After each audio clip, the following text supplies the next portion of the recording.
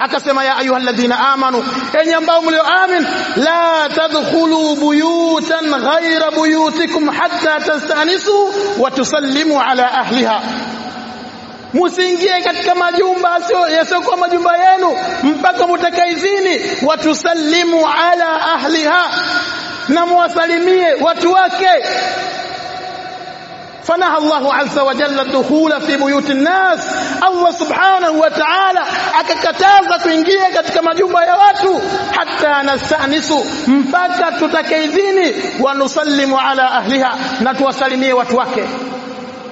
Kisha kaendelea Allah subhanahu wa ta'ala, fa in lam tajidu fiha ahadan fala tadkhuluha hatta yu'dhana lakum fa in qila lakum irji'u farji'u dhalika khairul lakum wallahu alimun hakim, kwamba kama mtakuwa mkakuta hakuna mtu kwenye hizo nyumba,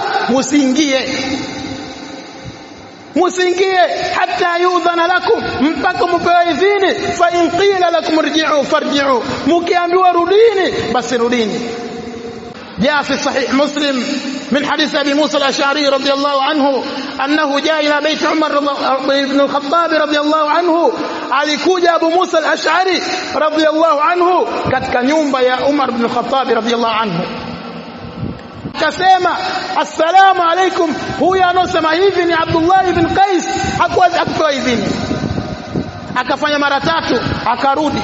Alivorudi Umar ibn Khattab radhiyallahu anhu akafungua mlango, akamkuta Abdullah ibn Qais, Abu Musa al-Ash'ari ameshaondoka, akamfuata.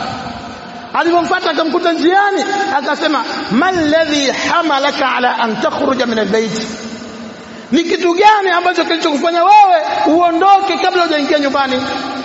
Akasema سمعت النبي صلى الله عليه وسلم يقول, nimemsikia mtume صلى الله عليه وسلم anasema al-istidhanu thalatha fa in udhina laka fa illa farja.